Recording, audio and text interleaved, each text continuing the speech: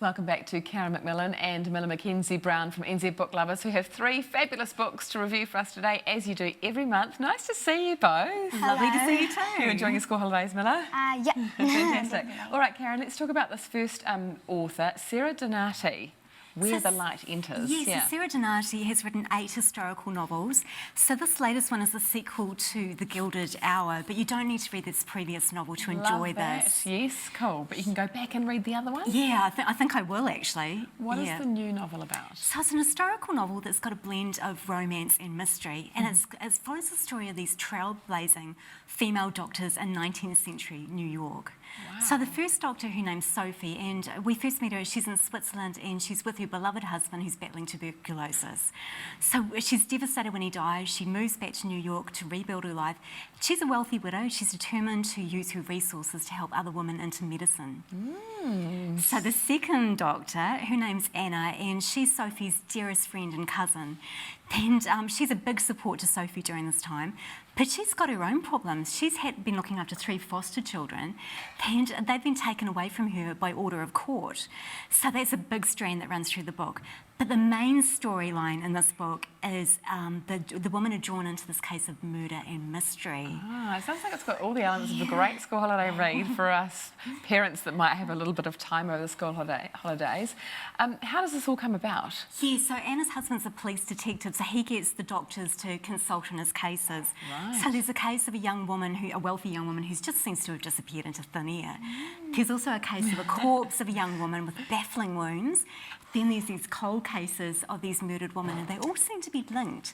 So it would seem there's a killer on the loose, like cue the scary music, hey? You're even selling it to Miller, although I reckon you're probably a little bit young for it just yet, all that murder mystery and intrigue.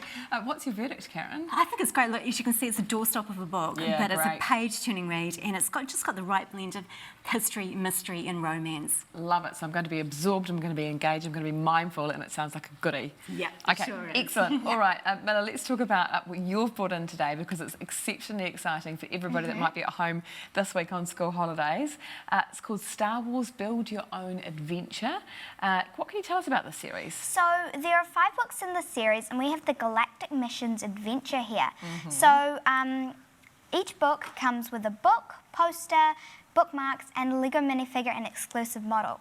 An exclusive model. Okay, yeah. So this is Lego that you can't get anywhere else. Yeah, so we've built the Best Guards Cloud Cart, but there are many other things you can build in the book using your own Lego. So you could build an ice cream stand or a scavenger crane. Okay, so tell me how the book works, because there is some reading to be had, right? Yeah, so as you go through the book, there is a story with a mission and lots of ideas for creating the different characters and locations.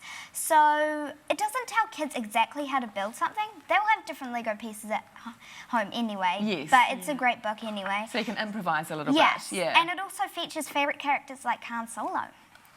I love it. Yeah. What's your verdict? Did you enjoy this? Yes, this is a great book for dads and their kids, especially if they love building Lego together.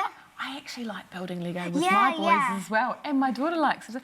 You know, Lego is something that's great for the whole family, and if we can do something and create a character and a story with it, what a great idea. It's definitely great because it's a story as well. What's your verdict, Miller? Give us, stars or something. Did you love it? Yeah, it's a good book, especially my dad. He really liked it. Yeah. The best thing about it too is you get a little bit of sneaky dad time. You managed to engage him as well. Fantastic. All right, well, we had the author of our next book on our show yesterday, the prolific Dr. Libby Weaver. Isn't she fabulous? She is fabulous, and this new book, I loved it because she's simplified things a little bit, perhaps from her previous book on stress, which was The Rushing Woman Syndrome. Yes, and I think that in this book she digs down a lot deeper into this whole idea of stress.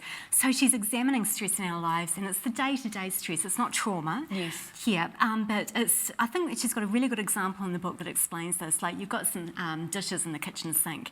You walk past, so your reaction could be, oh, there's a few dishes there. Or your reaction could be like, oh, everything's falling apart, I can't cope. Yeah. So the dishes are the same, but your stress reaction to that is completely different. So she really drills down to what is at the heart of your stress, this day-to-day stuff that's going on. Because so many people are suffering from everyday stress, which can lead to so many different health problems. Absolutely. What more can you tell us about why this book would be a goodie for our bookshelves? Well, I think I like the way she explains it. So this invisible load that she's talking about is like a backpack full of rocks. So the rocks are weighing us down physically and emotionally. But these rocks are often about, how we think our life should be or how we want people to see us. So there's nothing actually wrong with that. But they add a filter to our thoughts. So that means that, you add this layer of stress. Yeah. And of course, then it affects your biochemistry and your health, if it's getting to that level. And you start to look through things through different lenses, don't you? You do. Yeah, you so do. it's a reminder to reframe your stress almost.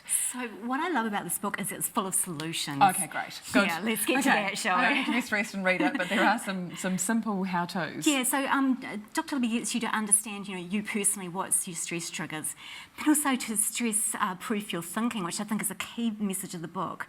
So for me, reading it, I thought, it's really good to relook at situations and just look at it with self-kindness, but also curiosity. Like if you're I don't know, forever like late and you're really stressed, you can drill down and go, why am I so stressed about this? It's not my fault, especially if you're in Auckland traffic, Yeah. So, and she also goes into nutrition, gut health, how your stress hormones actually work.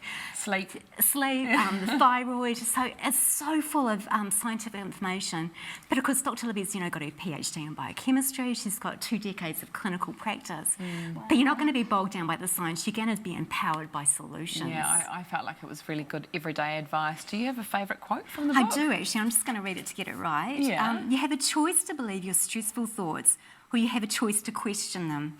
So if you prefer to live with more inner peace, I wholeheartedly encourage you to bring more curiosity to them. Yeah, right. Isn't So it don't great? believe your thoughts, ask the question, is that really the reality right now or just what's going on in my head? Yeah. So your verdict on this book, The Invisible Load by I Dr. reckon Libby? everyone who's got a busy life should be reading this book. I think getting your thoughts around an invisible load, it's going to be invaluable and groundbreaking for a lot of people. Have you had a little look at this book too, Mila? Yeah, so I think being a grown-up is quite hard. So this would be a really being good... a kid's pretty tough. yes. Yeah. But this would be a really good book for people to read. Oh, fantastic. It's lovely to see you both. Thank you very much for joining us this morning and enjoy the rest of your school holidays. Yeah. Hope you've got lots more reading and dad time, Lego building as well. Yeah. Thank you both for sharing those books. And for the full book reviews, go to nzbooklovers.co.nz. If you would like to win a copy of any of the books covered today, just head to our Facebook page. And to buy these books and so much more, go to mighty8.co.nz. Lots of ways to win or purchase these books.